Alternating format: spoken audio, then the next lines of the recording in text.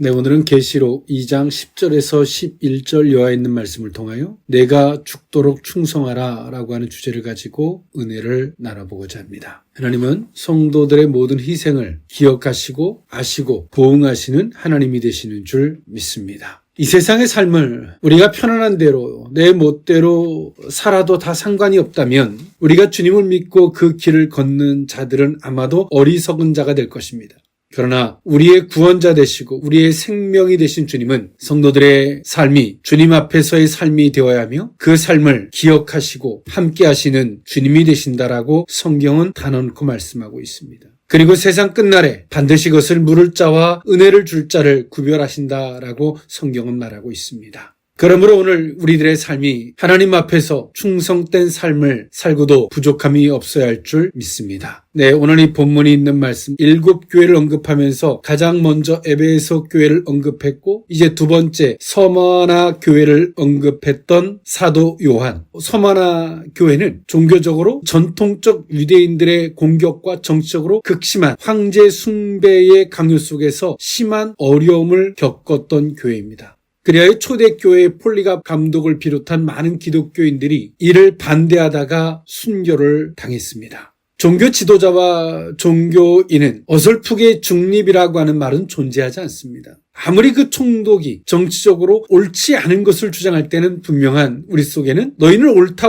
아니다 하라고 주님이 말씀하셨던 바와 같이 우리는 성경을 근거로 해서 아닌 것은 아니고 옳다고 하는 것은 옳다라고 이야기할 수 있어야 합니다. 이때 당시에도 황제 숭배를 거절했던 폴리갑을 비롯해서 기독교인들이 엄청나게 많이 순교를 당했고 이로 인해서 경제적으로 심한 빈곤 상태에 처해지게 됐습니다. 그러나 이런 핍박 속에서도 그리스도께 죽도록 충성한 서머나 교회에게 주님께서 생명의 면류관을 약속하시면서 칭찬하는 것은 너무나 당연한 것이었습니다. 특히 7교회 중에서 가장 비천하고 열악한 상황 속에 있었던 빌라델피아 교회와 이 서머나 교회가 주님의 책망은 받지 않고 칭찬만 받은 사실은 성도들에게 장차 어떤 일이 닥치더라도 결코 두려워하지 말고 끝까지 믿음을 지켜나가도록 격려해 준다라고 볼 수 있습니다. 이때 당시에 서머나 교회가 위치하고 있었던 곳은 튀르키예 중에서도 가장 큰 도시는 이스탄불이었고요. 두 번째 수도인 앙카라 그리고 세 번째 이즈미르인데요. 계시록에서 나오는 본문이 있는 서머나 교회가 이즈마르 이 지역에 있었던 교회였습니다.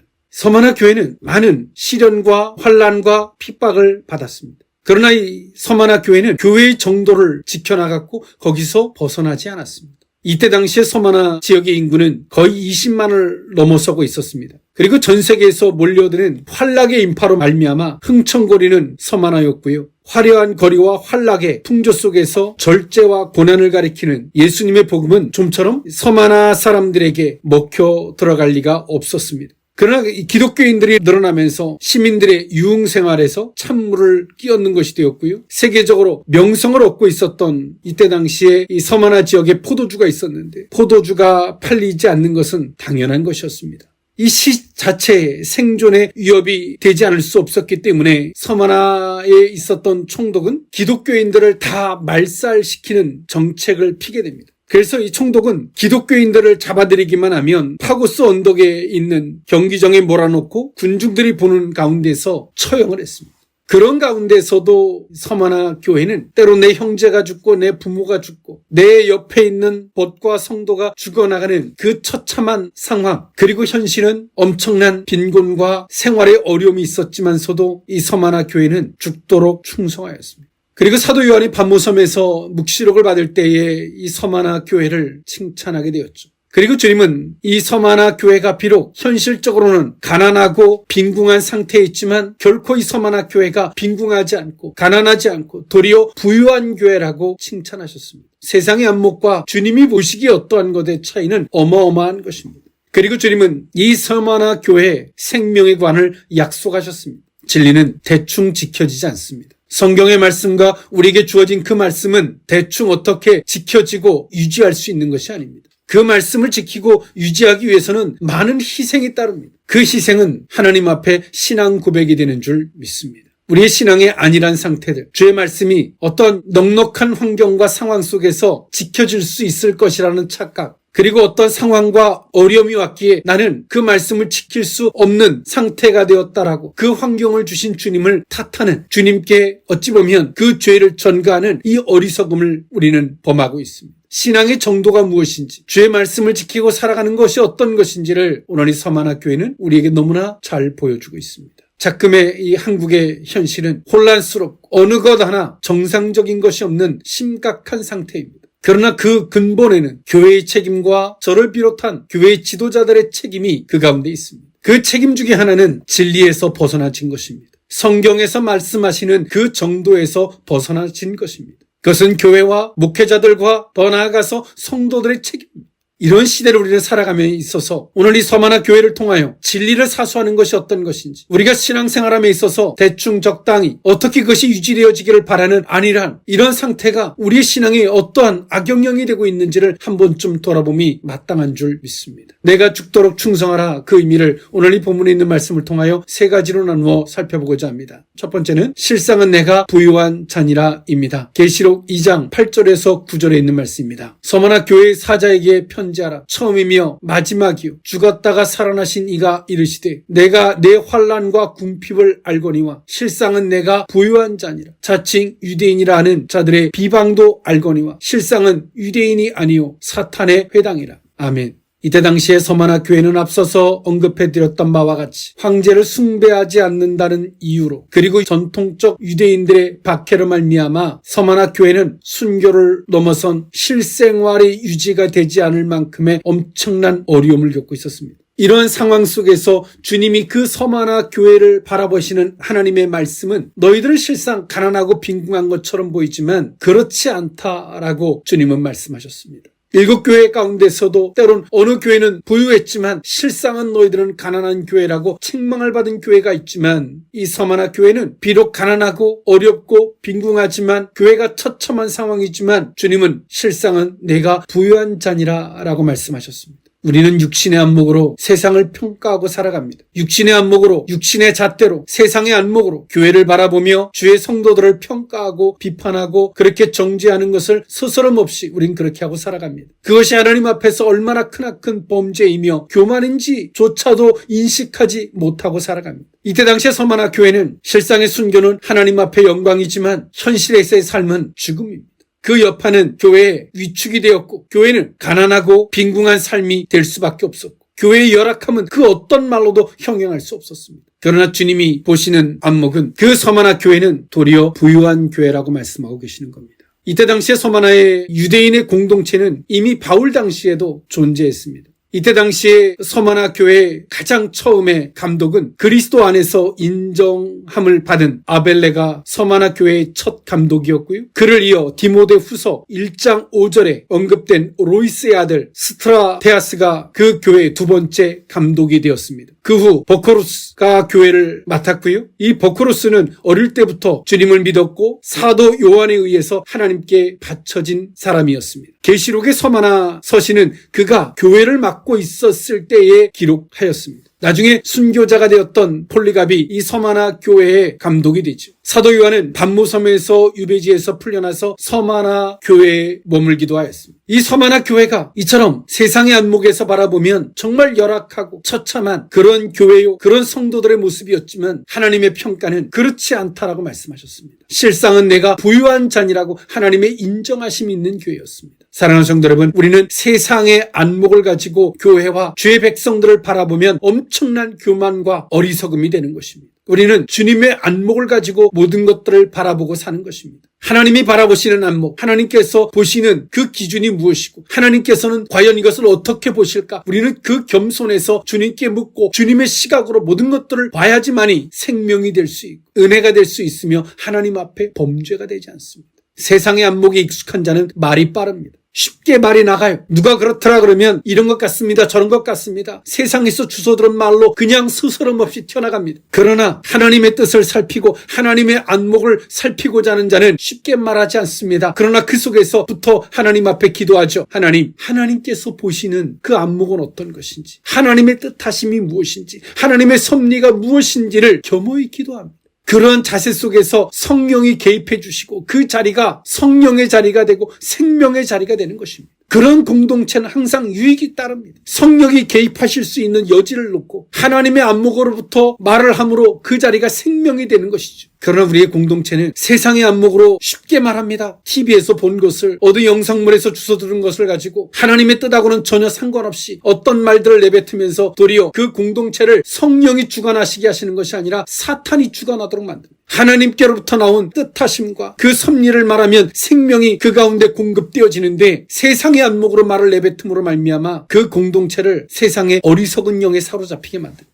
그러면서 우리는 이야기합니다. 교회의 부흥을 이야기하고, 그러면서 우리는 말합니다. 하나님의 선한 뜻이 이루어지기를 위해 기도합니다. 그 기도가 얼마나 가짜일까요? 얼마나 거짓된 것일까요? 우리가 죽도록 충성하는 것은 어느 한순간에 열심을 내는 것이 아닙니다. 우리들의 삶의 그 근간이 하나님을 그 근간에 둔 신앙생활의 그 정도를 이야기하는 것입니다. 그 정도를 잃어버리면 교회는 교회로서의 존립이 의미가 없어집니다. 성도는 생명과 성령이 주관하시는 역사의 주관자가 되어야 되는데 도리어 사탄을 역사하도록 세상의 영이 성도들의 영을 좀먹도록 하는 역할을 하므로 더 이상 성도의 기능을 상실하고 교회의 존폐가 의미가 없어지는 것입니다. 오늘 우리에게 이렇게 복음이 들어오기까지 앞선 믿음의 선진들이 어떤 길을 걸어갔는지를 오늘 이 서만화 교회는 우리에게 너무나 잘 보여주고 있습니다. 하나님의 인정하심이 없다면 우리는 헛된 종교의 어리석음에 지나지 않는다는 사실을 기억하는 저와 여러분일 수 있기를 원합니다. 내가 죽도록 충성하라. 두 번째 의미는 생명의 관을 내게 주리라입니다. 계시록 2장 10절에 있는 말씀인데요. 너는 장차 받을 고난을 두려워하지 말라. 볼지어다 마귀가 장차 너희 가운데서 몇 사람을 옥에 던져 시험을 받게 하리니 너희가 10일 동안 환난을 받으리라. 내가 죽도록 충성하라. 그리하면 내가 생명의 관을 내게 주리라. 아멘. 주님은 이 서만화 교회에게 말씀하셨습니다. 너희들이 장차 받을 그 고난에 대해서 두려워하지 말라라고 말씀하십니다. 오늘 우리에게 주어지는 고난이 여러 가지 형태가 있죠. 우리의 어리석음 때문에 그 고난이 온다면 우리는 회개하고 겸손하게 그 고난이 비켜갈 수 있도록, 고난이 올 필요가 없도록 기도해야 되죠. 그러나 하나님의 섭리와 그 계획 가운데서 그 고난이 필요한 것이라면, 마땅히 우리에게 주어져야 하는 것이라면 우리는 그것을 감당하기 위하여 기도해야 합니다. 주님은 그 서만화 교회에게 말씀하셨습니다. 고난을 두려워하지 말 것을 말씀하셨습니다. 하나님께서 친히 그 모든 것들을 주관하고 있음을 말씀하시죠. 마귀가 몇 사람들을 옥에 던져서 시험을 받게 하신다라고 말씀하십니다. 그 신앙의 정도, 그것이 진심인지 아닌지, 그리고 10일 동안 환난을 받게 될 것이라고 말씀하십니다. 여기서의 10일은 예언적 10일의 개념이 아닌 숫자적 10일로서 짧은 시간을 의미합니다. 즉 다시 말해서 문자적인 10일을 의미하는데요. 보다 짧은 기간을 의미하죠. 성도들이 하나님 나라에서 누리게 될 영원한 상급과 그 축복에 비교할 때 이 세상의 환난과 핍박은 실로 10일 잠깐이라고 하는 상징적 메시지입니다. 그러므로 그런 자들에게, 그렇게 충성할 자들에게 생명의 관을 주시겠다라고 주님은 말씀하셨습니다. 폴리갑은 사도 요한의 제자였고요. 또 서만화 교회의 감독이었죠. 로마 황제 트리아누스가 기독교를 박해할 때 폴리갑의 나이는 86세의 나이였습니다. 화형틀에 폴리갑 감독을 묻고 이때 당시에 총독이 폴리갑에게 마지막 기회를 줍니다. 이제라도 예수를 안 믿겠다고 하면 살려주겠다라고 말합니다. 아예 배도하라고 하는 말이 아니라 예수를 안 믿는다고 말만 하면 풀어줄 테니까 그 다음에는 네가 다시 믿든지 말든지 알아서 하라. 총독이 폴리갑에게 말합니다. 이런 조건이라면 얼마나든지 하나님 제 마음 아시죠? 라고 타협할 수 있죠. 근데 86세였던 폴리갑은 이렇게 말합니다. 86년 평생 주님은 나를 한 번도 서운하게 하신 적이 없는데 내가 어떻게 주님을 서운하게 한단 말이요? 라고 하면서 순교합니다.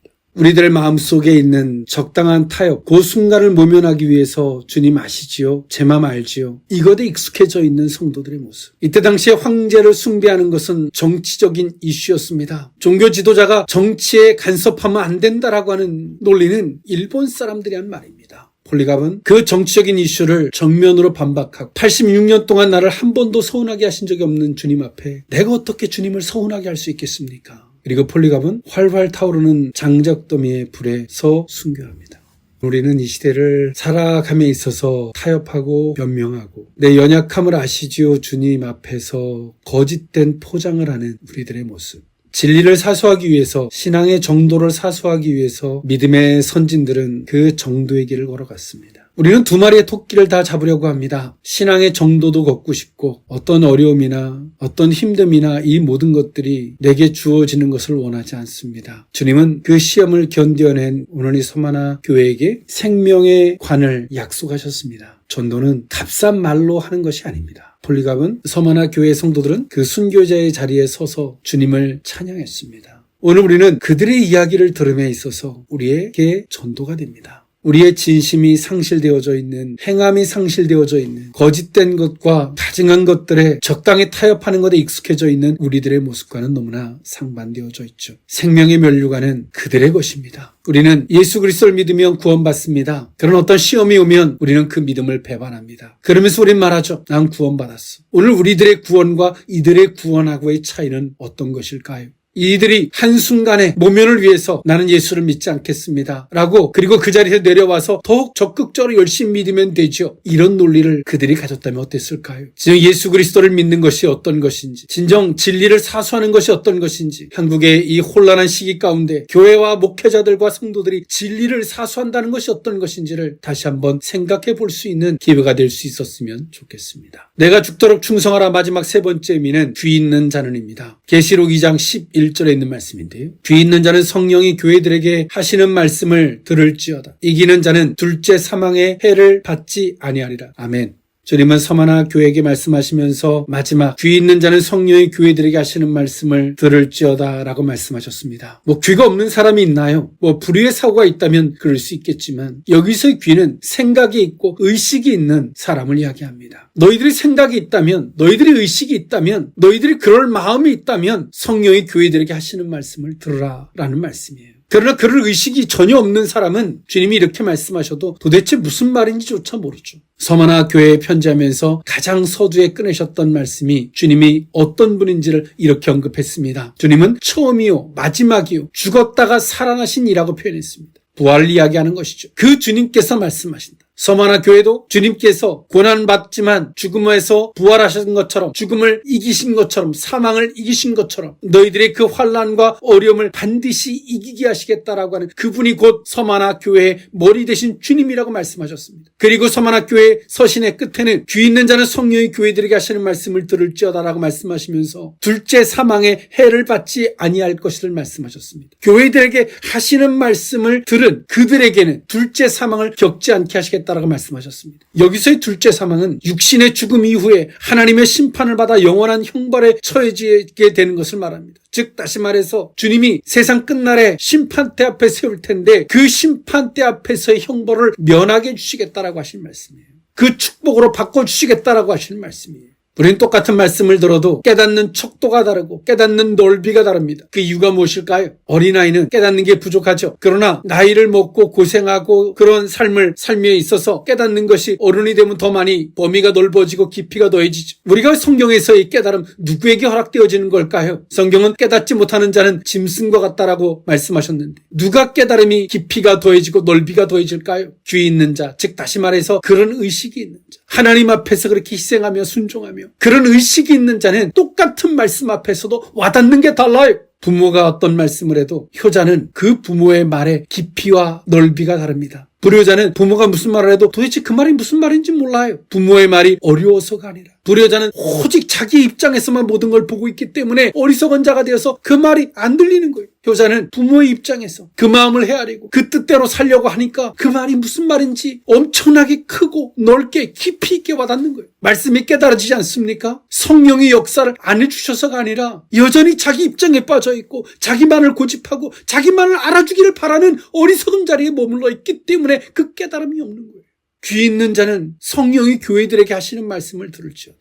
의식이 있고 생각이 있다면 너희들은 들어라. 그런 자들이 들을 것이다. 그런 자들이 세상 끝날에 심판대 앞에 설 때에 그 둘째 사망에서 너희들은 자유하게 될 것이다. 하나님께서 너희에게 물을 것이 없고 도리어 축복해 주시고 인정해 주시는 과정이 될 것을 말씀하십니다. 세상 끝날의 심판대 앞에는 믿는 자나 믿지 않는 자나 모든 자들이 다 심판대 앞에 섭니다. 하나님 앞에 평가를 받는 것이죠. 하나님의 인정하심이 있을 것을 말씀하십니다. 사랑하는 성도 여러분, 우리의 신앙, 주의 말씀, 그것을 지키기 위하여 여러분 무엇을 해보셨습니까? 성경의 말씀과 같이 피 흘리기까지 싸워보셨습니까? 일제가 한국의 교회들을 탄압하면서 신사참배는 옳지 않다 정했던 교회들에게 일제체에는 프레임을 씌웠습니다. 교회는 정치에 관여해서는 안 된다. 서마나 교회는 이때 당시에 정치의 한 중심이었던 황제 숭배라는 그 논리를 정면으로 반박합니다. 목숨을 걸고 반박하죠. 폴리갑이 활활 타오르는 나무에서 거침없이 자신의 몸을 내어줬던 것처럼 말이에요. 이 시대의 한국교회와 성도들이 호기심은 많은데 행동하려고 하지 않습니다. 거짓된 자들이 씌워놓은 그 프레임에 갇혀서 성경의 말씀을 더 이상 볼 수 없고 성경의 말씀에 의하여 세상을 볼 수 없는 영적 소경이 되어버렸습니다. 진리는, 신앙은 그냥 지켜지고 그냥 주어지는 것이 아닙니다. 진리를 수호하고 신앙을 지키기 위해서는 때론 목숨을 걸고 싸워야 할 때가 있습니다. 청교도들은 자신의 신앙을 지키기 위해서 자신의 고향, 자신의 국가를 버리고 메이플라워를 타고 그곳이 어딘지도 모르고 그들은 떠났습니다. 우리의 신앙, 우리가 지켜야 하는 진리, 그 말씀, 그것이 상반되어진 정치적인 이슈들, 그 앞에서 오늘 우리는 서만화 교회를 통하여 우리의 신앙의 정도와 그 길이 어떤 길이 되어야 하는지를 생각해 볼 수 있는 저와 여러분일 수 있기를 원합니다. 기도하겠습니다. 사랑의 하나님, 내가 죽도록 충성하라, 그리하면 내가 생명의 관을 내게 주리라 라고 말씀하셨던 주의 음성을 듣습니다. 서만화 교회의 감독이었던 86세의 폴리가 86년 동안 한 번도 주님께서 나를 서운하게 하신 적이 없는데 내가 어떻게 주님을 서운하게 할 수 있느냐 라며 순교를 선택했던 믿음의 선진들의 음성을 듣습니다. 우리가 소망하고 우리가 바라는 것이 그냥 어떻게 유지될 것이라고 착각하고 있는 우리들의 어리석음을 용서하여 주시옵소서. 때론 싸우지 않으면, 저항하지 않으면, 때론 목숨을 내어놓지 않으면 지켜줄 수 없고 유지될 수 없는 것이 진리요 신앙이라는 것을 각인할 수 있는, 돌아볼 수 있는 우리 모두로 삼아 주옵소서. 축복하고 예수님의 이름으로 기도하옵나이다. 아멘.